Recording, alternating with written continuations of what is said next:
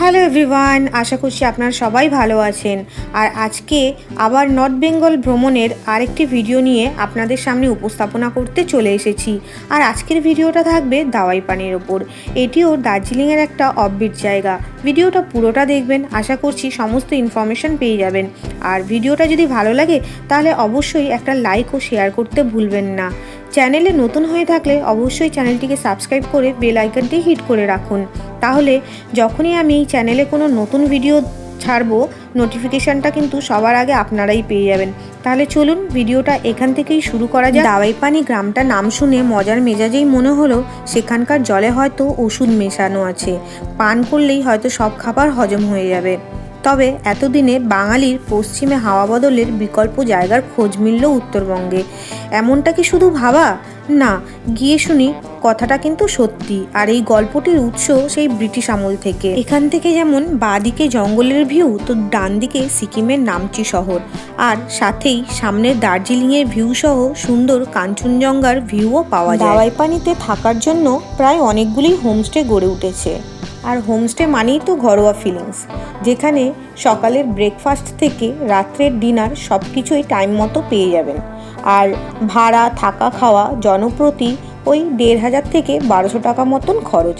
আজকে আমরা থাকবো হিল ক্যাসেল হোমস্টে।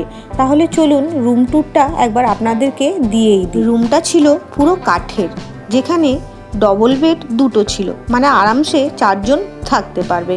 আর ছিল একটা আয়না, আর ছিল বসার দুটো মোড়া। আর রুমের ভেতরে দুটো বড় বড় জানলা, যেখান থেকে একদিকে কাঞ্চনজঙ্ঘা সহ দার্জিলিংয়ের ভিউ, তো অপর দিকে সিকিমের নামচির ভিউ পাওয়া যাবে। আর এখানে ছিল একটা রাউন্ড টেবিল, আর বাথরুমে গিজার সহ বেসিন আর কোমোড সিস্টেম, সব রকম প্রয়োজনীয় সুবিধাই ছিল। আর এই রুমের ভাড়া যেহেতু 2 জন যদি যান তাহলে ১৫০০ টাকা, আর যদি 4 জন থেকে 5 জন যান তাহলে ওই ১২০০ থেকে ১৪০০ টাকা। আর সিজন ওয়াইজ এটা আপ ডাউনও করে। নিচের একটা রুম আপনাদেরকে দেখাই চলুন। এই হিল ক্যাসেল হোমস্টের টোটাল 4খানা রুম, নিচে দুটো আর ওপরে দুটো। আর নিচের রুমটাও দেখুন, দুটো বড় বড় বেড, যেখানে আরামসে 4 থেকে 5 জন থাকতে পারবে। আর 2খানা চেয়ার ছিল বসার, একটা টেবিল ছিল। আর এই রুমেও 2খানা বড় বড় জানলা। একদিকে যেমন জঙ্গলের ভিউ, তো সামনের দিক দিয়ে কাঞ্চনজঙ্ঘা সহ দার্জিলিংয়ের ভিউ পাওয়া যাবে। আর বাথরুমে সব রকম প্রয়োজনীয় সুবিধাই ছিল।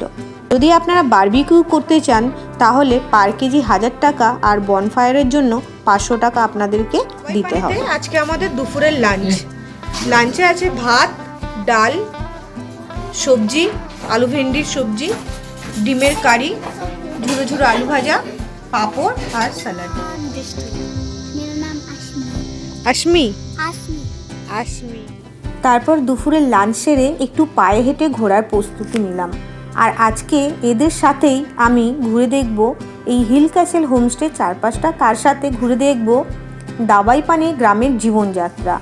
আর কিছু ইনফরমেশন আমি আপনাদেরকে দেব, যেমন যদি আপনারা এই দাওয়াইপানিতে আসতে চান তাহলে কখন আসবেন, কোথায় থাকবেন এবং কত কি খরচা।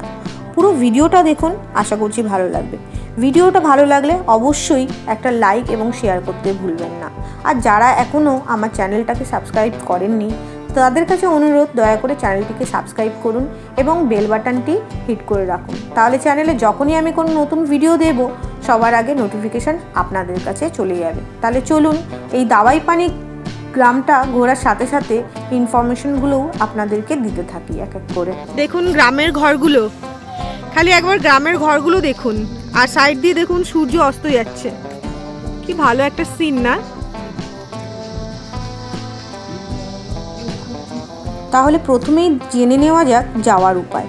কলকাতা থেকে ট্রেনে যেতে চাইলে হাওড়া বা শিয়ালদহ স্টেশন থেকে নিউ জলপাইগুড়ি পৌঁছাতে হবে। এনজেপি বা শিলিগুড়ি থেকে দাওয়াইপানির দূরত্ব 81 কিলোমিটার ও জোরবাংলো থেকে 15 কিলোমিটার। এনজেপি থেকে গাড়ি ভাড়া 3500 থেকে 5000 টাকার মধ্যে থাকে এবং সময় বিশেষে এটা আপ ডাউনও করে। আর সময় নেই 3 থেকে 3.5 ঘন্টা।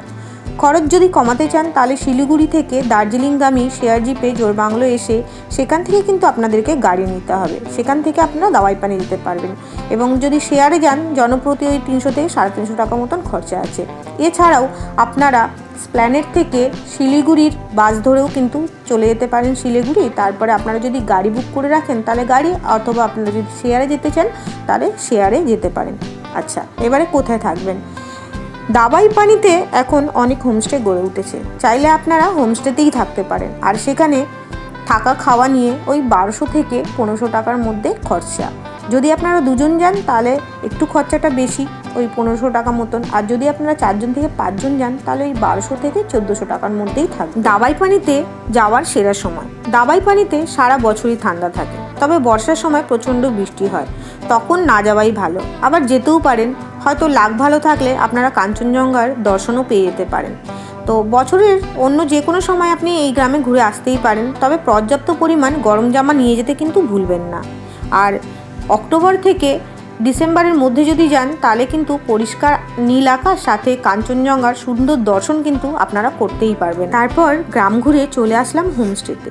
খানিকক্ষণ রেস্ট নিয়ে অপেক্ষা করতে লাগলাম কখন রাত্রিটা নেমে আসবে। সূর্যোদয়ের রঙে যেমন অপরূপ লাগে বরফের পাহাড়গুলিকে, তেমনি সূর্যাস্তের কমলা আলো এক অপার্থিব মায়ার পরিবেশ তৈরি করে।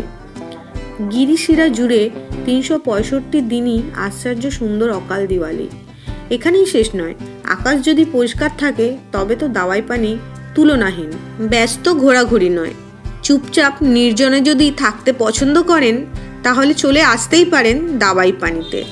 এখানে সূর্যোদয় এবং সূর্যাস্তের যে রংবাহারি শোভা দেখবেন তা আর অন্য কোথাও হয়তো দেখতে পাবেন না। তারপর পৌঁছে গেলাম বারবিকিউয়ের কাছে। যদিও আজ সকালেই আমরা বলে রেখেছিলাম রাত্রে বনফায়ার এবং বারবিকিউ করব, আর সেইভাবেই সব কিছু আয়োজন। তবে শুধু আমরা বারবিকিউ করেছিলাম, বনফায়ার করিনি।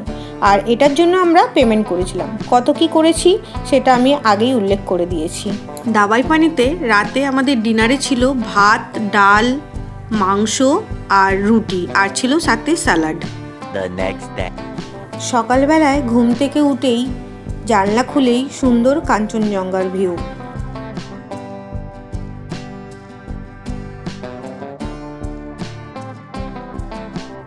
এবারে আর হোমস্টের জানলা থেকে নয়, সরাসরি নিচে নেমে আসলাম, আর নিচ থেকে কাঞ্চনজঙ্ঘার এত সুন্দর দৃশ্য আপনাদের সামনে তুলে ধরার চেষ্টা করছি।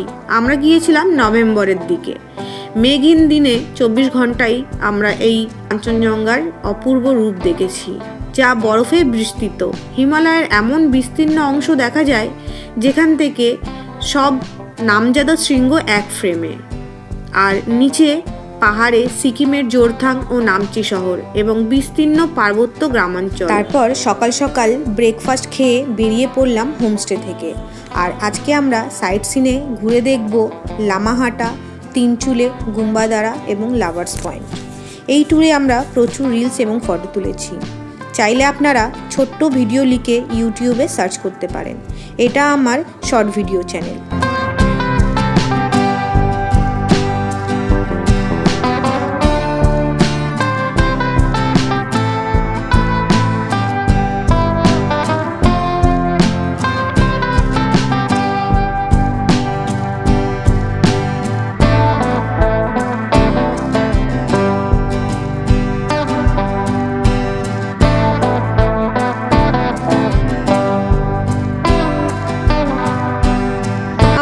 আমাদের নেক্সট সাইট সিনে চলে এসেছি, আর এখান থেকেও কাঞ্চনজঙ্ঘা স্পষ্ট। চারিদিকে চা বাগান, 360 একটা ভিউ আছে। এখানে ঘোড়া চড়ছে বাচ্চারা, আর বাচ্চাদের সাথে বড়রাও ঘোড়া চড়ছে। আপনারা ঘোড়া চড়তে পারেন এখানে এসে। আর এখানে পুরো এই দিকটা পুরো চা বাগান, তিনচুলে থেকে 360 ভিউ।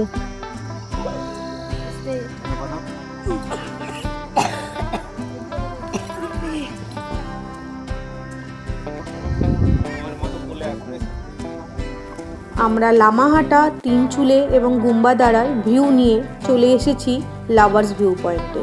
এখান থেকে খুব সুন্দর একটা ভিউ আমরা পাচ্ছি, যেখানে নিচ থেকে বয়ে গেছে তিস্তা নদী আর তার সাথে মিশেছে রঙ্গিত। দারুণ একটা জায়গা। दार्जिलिंग डिस्ट्रिक्ट है, ये सिक्किम डिस्ट्रिक्ट है, ये कालिम्पोंग डिस्ट्रिक्ट है, কালিম্পং। ये सिक्किम डिस्ट्रिक्ट है, ये दार्जिलिंग डिस्ट्रिक्ट। আচ্ছা, আমরা যেখানে দাঁড়িয়ে আছি এটা হচ্ছে দার্জিলিং ডিস্ট্রিক্ট, আর এই যে ডান দিকে হচ্ছে কালিম্পং ডিস্ট্রিক্ট, আর এই দিকটা হচ্ছে সিকিম। সিকিমে তো কোনো বরফ নেই। আমাদের এই নর্থ বেঙ্গল সিরিজের লাস্ট ভিডিও দেখতে পাবেন খুব তাড়াতাড়ি আমার চ্যানেল দ্য বংস ব্যাগে। এবার আমাদের গন্তব্য তুকভার। চ্যানেল সাবস্ক্রাইব করে পাশে থেকে উৎসাহ দেবেন, আর নতুন নতুন জায়গার ঠিকানা পেতে চোখ রাখুন আমার চ্যানেল দ্য বংস ব্যাগে। ভালো থাকবেন।